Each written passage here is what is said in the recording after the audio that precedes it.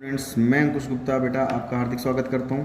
तो बेटा ये +1 बिजनेस का जो 11th चैप्टर है वो बेटा अब हम पहले पढ़ चुके थे। उसके बेटा कंटेंट्स पढ़ चुके थे, फॉर्म्स ऑफ बिजनेस ऑर्गेनाइजेशन के, choice of forms of business organisation. अब उसी का ही लास्ट टॉपिक बचता है हमारा।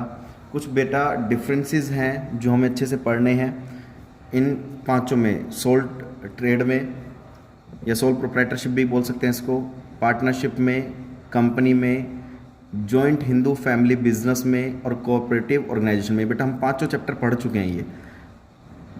अब डिफरेंस देखेंगे पांचों में डिफरेंस क्या क्या है। सबसे पहली बात आती है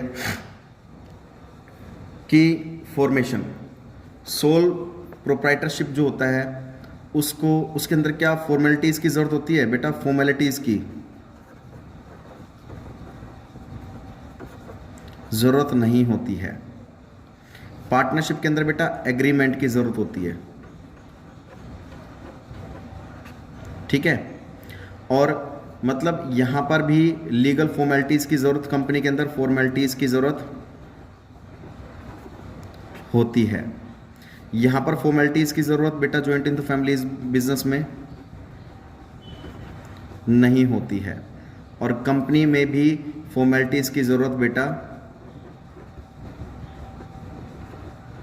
होती है।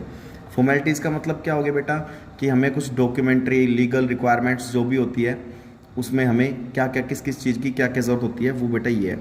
तो सोल ट्रेड में अगर सोल प्रोप्राइटरशिप की बात करें तो बेटा बिजनेस को चलाने इतना डिफिकल्ट नहीं होता, फॉर्मेलिटीज़ की ज़रूरत नहीं होती। जबकि पार्टनरशिप में हमें एग्रीमेंट की ज़रूरत होती है। कंपनी को स्टार्ट करने में, चाहे बेटा वो स्मॉल स्केल कंपनी हो चाहे लार्ज स्केल कंपनी हो, फॉर्मेलिटीज़ की ज़रूरत होती है हमें। जॉइंट हिंदू फैमिली बिजनेस में भी फॉर्मेलिटीज़ की ज़रूरत नहीं होती है। ये इसके बारे में पता होगा जॉइंट हिंदू फैमिली बिजनेस होता क्या है बेटा। और कोऑपरेटिव ऑर्गेनाइजेशन जिसका काम सोशल वेलफेयर होता है उसमें भी फॉर्मेलिटीज़ की ज़रूरत होती है, क्योंकि गवर्नमेंट की परमिशन लेनी पड़ती है इसमें तो हमें कोऑपरेटिव ऑर्गेनाइजेशन में। अच्छा जी, एक्ट की बात करते हैं बेटा। एक्ट, तो एक्ट की अगर हम बात करें सोल ट्रेड का बेटा कोई एक्ट नहीं होता, कोई भी एक्ट नहीं होता है। सोल प्रोप्राइटरशिप का कोई भी एक्ट नहीं होता। पार्टनरशिप का एक्ट होता है बेटा 1932, ठीक है। पार्टनरशिप एक्ट कौन सा है? 1932। कंपनीज एक्ट कौन सा है? 2013। कंपनी का कौन सा एक्ट है? 2013। और जॉइंट हिंदू फैमिली बिजनेस में बेटा हिंदू लॉ अप्लाई होता है, हिंदू लॉ अप्लाई होता है। जॉइंट हिंदू फैमिली बिजनेस में हिंदू लॉ अप्लाई होता है।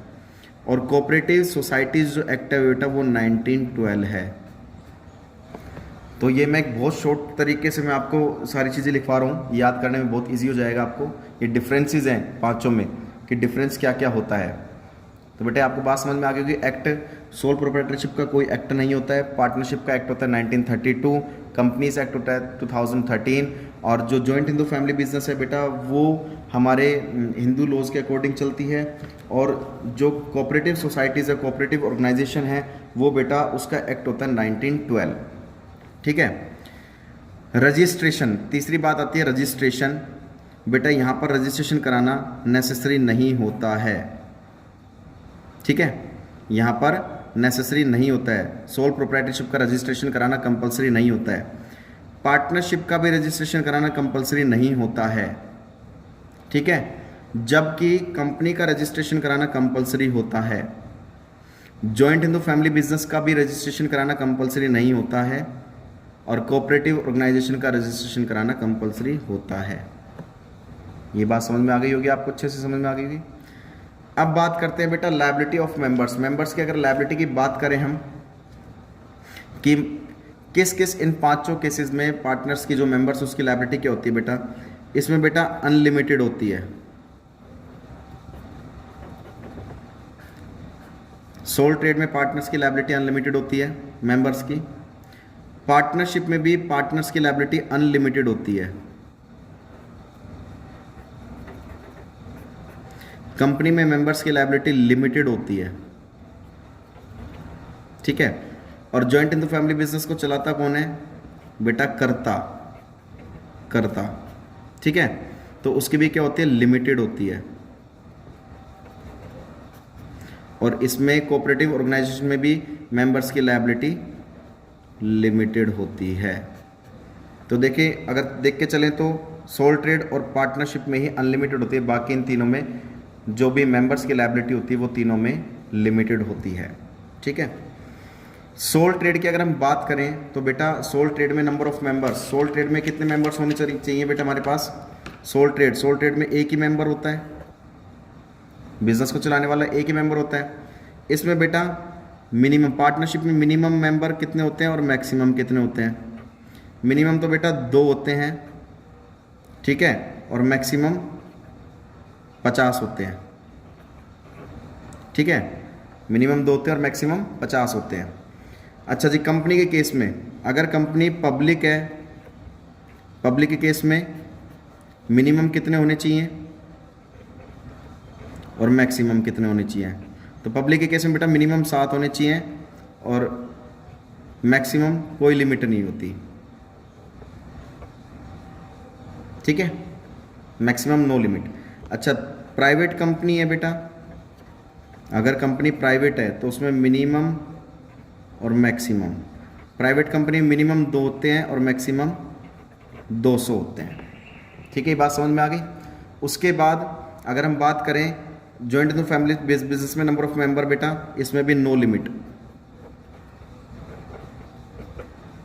और बेटा इसमें जो कंपनी और जो कोऑपरेटिव सोसाइटीज़ होती है इसमें बेटा मिनिमम मेंबर 10 और मैक्सिमम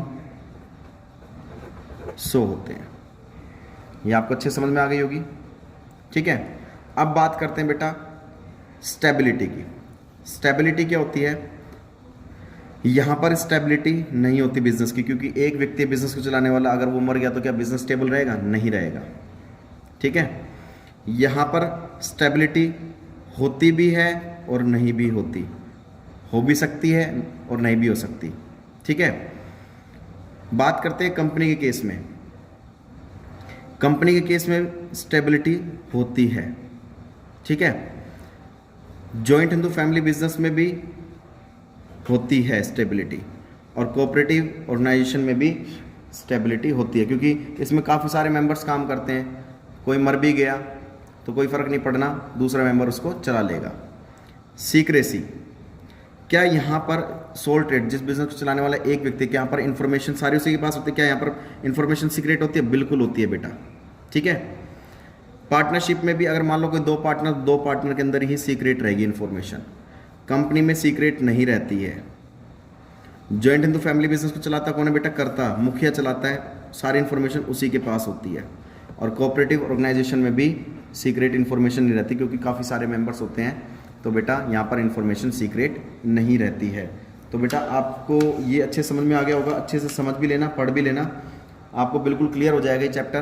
तो बेटा यहाँ पर हमारा ये चैप्टर जो होता है बिल्कुल ख़त्म होता है, और आई होप आपको समझ में भी आ गया होगा ये चैप्टर कि हमने किस तरीके से इसको पढ़ा है। तो बेटा इसको फेयर नोटबुक में बिल्कुल लिख लेना है आपको। अगर फिर भी कोई दिक्कत आती है तो बेटा आप हमसे कंसल्ट कर लेते हैं और करते भी रहेंगे, और आपका भी फ़र्ज़ बनता है कि आप हमसे कंसल्ट करते रहिए। तो इस चैप्टर को बेटा फेयर नोटबुक में लिखना है। अगर कोई प्रॉब्लम आती है तो आप हमसे डिस्कस कर सकते हैं। ठीक है, इसको अच्छे से पढ़ना है, आप इसका स्क्रीनशॉट भी ले सकते हैं। तब तक के लिए बेटा आप सेफ रहिए, सुरक्षित रहिए और घर में रहिए। बेटा जितना ज़्यादा हो सके आप पढ़ाई पर ध्यान दो, जितना भी आपको कराया जाता है आप इस चीज़ को बहुत अच्छे से पढ़ा करो, और आपको बता भी रखे भाई कोई डाउट है आप फ़ोन करके पता कर सकते हो। ठीक है, जय हिंद, जय भारत।